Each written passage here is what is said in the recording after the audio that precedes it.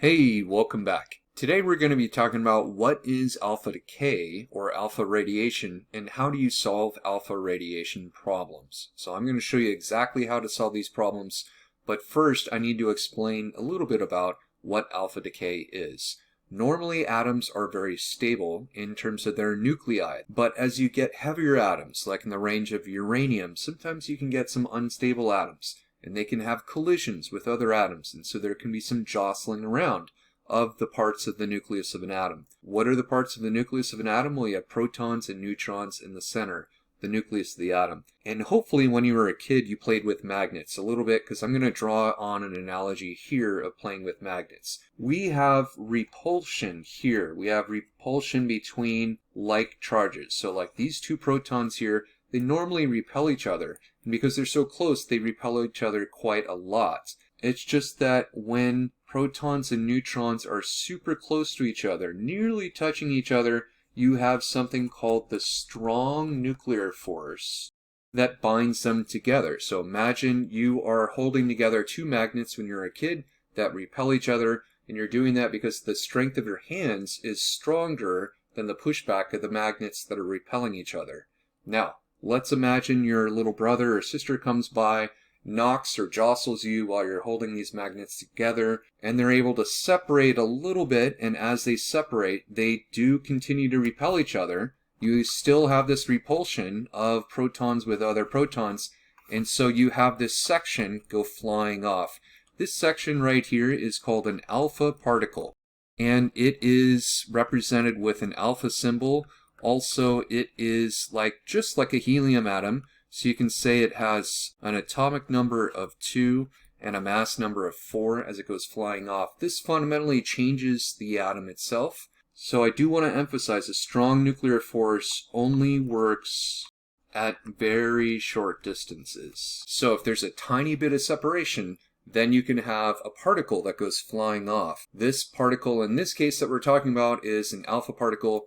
And so that's what we mean by alpha decay or alpha radiation. This also fundamentally changes the nucleus that we originally have called a parent nucleus and the daughter nucleus, sometimes called nuclide. Alright, so let me show you how to do calculations with two common types of problems that you'll see with alpha radiation. Okay, so let's go over the first type of problem that you would see. So this problem says, what daughter nuclide is formed after neptunium undergoes alpha decay?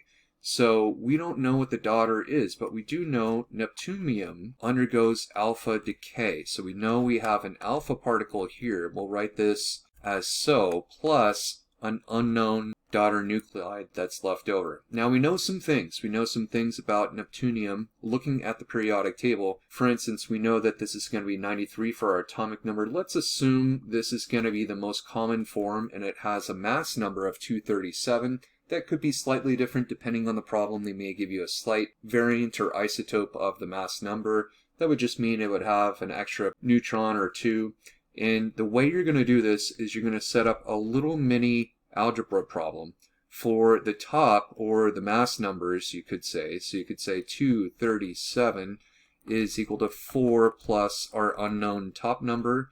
To isolate for the unknown, you're going to subtract 4 on both sides. So you have 237 minus 4 is equal to our unknown top number. So that is going to be 233 is our top number. Alright, very good. Let's talk about our bottom number and think about what would be happening here. So for this, we're going to do something very similar where you just set up a little mini algebraic problem. You would say this is going to be 93 is equal to 2 plus our unknown. So to isolate for our unknown, you're going to subtract 2. On both sides, you'll end up with 93 minus 2 is our unknown bottom number, so that's going to be 91. So we're going to need to think about what this is. While we know it has an atomic number of 91, it also has a mass number of 233, and so that atom is going to be protactinium. Here we go, that's our answer for our first style of problem you're going to see.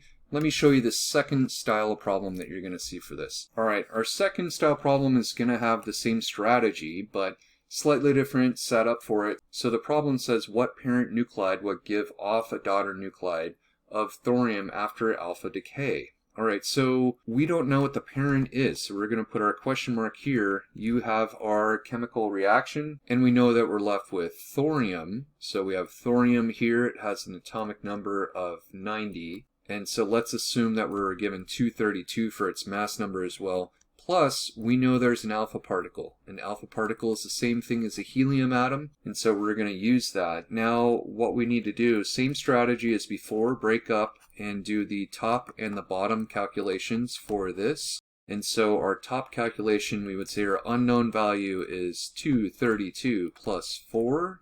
And so the unknown top number is just going to be 236.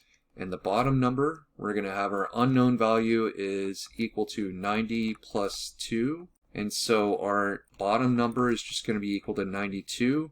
And looking at the periodic table, the answer is going to be uranium. So we're going to have uranium. It's got an atomic number of 92.